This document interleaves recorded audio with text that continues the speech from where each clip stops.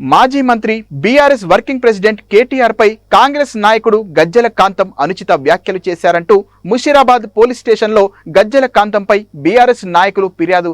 కేటీఆర్ ప్రతిష్టకు భంగం కలిగే విధంగా గజ్జెల కాంతం మాట్లాడారని ఫిర్యాదు. పేర్కొన్న నాయకులు కొన్ని సోషల్ మీడియా అకౌంట్ల ద్వారా అసత్య ప్రచారాలు చేస్తున్నారని తెలిపిన నాయకులు ఆయా అకౌంట్ వివరాలతో పాటు గజ్జెల కాంతంపై చర్యలు తీసుకోవాలని పోలీసులను కోరిన బీఆర్ఎస్ నాయకులు గెల్లు శ్రీనివాస్, ముఠా జయసింహ.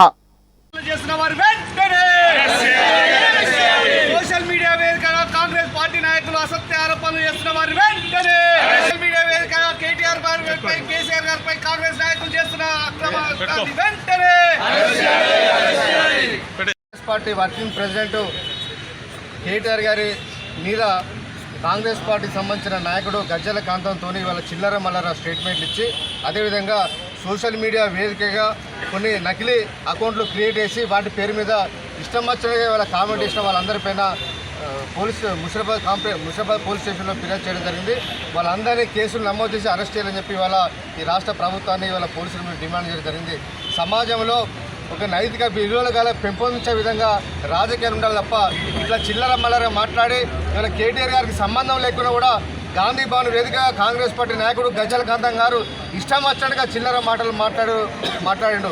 అలాంటి వారిపైన కేసు నమోదు చేసి అరెస్ట్ చేయాలని చెప్పి వాళ్ళ రాష్ట్ర ప్రభుత్వాన్ని గల అదేవిధంగా ముషీరాబాద్ పోలీస్ స్టేషన్ వాళ్ళు ఫిర్యాదు చేయడం జరిగింది. గజ్జెల కాంతం పైన అదేవిధంగా సోషల్ మీడియా వేదిక ఎవరైతే చిల్లర మల్లర వ్యతిరేకంగా కేటీఆర్ గారికి ఇష్టం వచ్చినట్టుగా అసభ్య పదజాలంతో మాట్లాడుతూ దూషిస్తూ ఎవరైతే స్టేట్మెంట్ ఇచ్చిండో వాళ్ళందరిపైన పోలీసులు విచారణ జరిపించి కేసు నమోదు చేసి తక్షణం అరెస్ట్ అయ్యని చెప్పి ఇవాళ మేము డిమాండ్ ఇస్తున్నాం. రాజకీయాలంటే ఎవరికైనా కూడా ఒక పార్టీ నాయకులంటే కూడా ఆదర్శంగా ఉండాలి.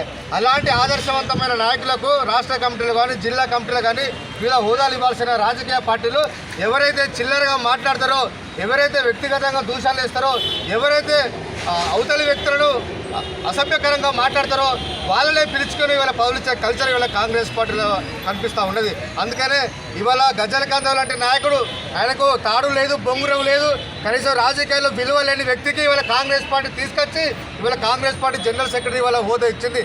అలాంటి నాయకులతో ఇవాళ గాంధీ భవన్ వేదికగా అధికార పార్టీ నాయకులు మా కేటీఆర్ గారిని విమర్శించే నైతికత మీకుందని చెప్పి ఇవాళ మేము ప్రశ్నిస్తూ ఉన్నాం.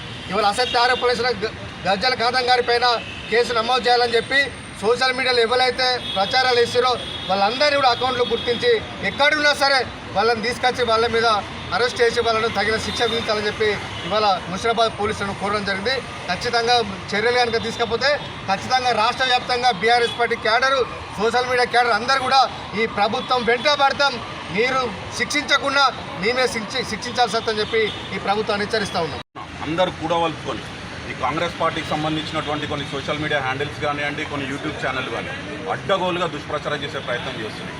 ఇది కేటీఆర్ గారికి మా పార్టీ వర్కింగ్ ప్రెసిడెంట్ గారు వారి ప్రతిష్టను దిగజార్చాలని చెప్పి వారి ప్రతిష్టకు భంగం కల్పించే విధంగా క్యారెక్టర్ అసాసినేషన్ చేసే ప్రయత్నం ఏదైతే జరుగుతుందో ఆర్గనైజ్డ్ ప్యాటర్న్గా దాన్ని మేము పూర్తిగా ఖండిస్తున్నాం. ఈరోజు దానికి సంబంధించి పూర్తి ఆధారాలతో సోషల్ మీడియాలో ఎట్లాంటి దుష్ప్రచారం జరుగుతుంది, ఎవరు చేస్తున్నారనే పూర్తి ఆధారాలతో మేము ముషీరాబాద్ పిఎస్లో కంప్లైంట్ ఇవ్వడం జరిగింది. మాకు చట్టాల మీద, న్యాయం మీద నమ్మకం ఉంది. మేము ఆశించేది ఒకటే, నిష్పక్షపాతంగా మీరు దీని మీద విచారణ చేయండి. దీని వెనకాల ఎవరున్నారో వాళ్ళని చట్టపరంగా ఏవైతే చర్యలు తీసుకోవాలో దయచేసి అది చేయండి. ఒకవేళ మీరు చేయకపోతే మీరు అయిపోయింది, 40% మీకు ఇచ్చిన టైం అయిపోయింది, ఇంకో 3 సంవత్సరాల్లో మళ్ళీ బీఆర్ఎస్ పార్టీ వస్తుంది, ఈ కేసులన్నీ బయటికి వెళ్తాయి.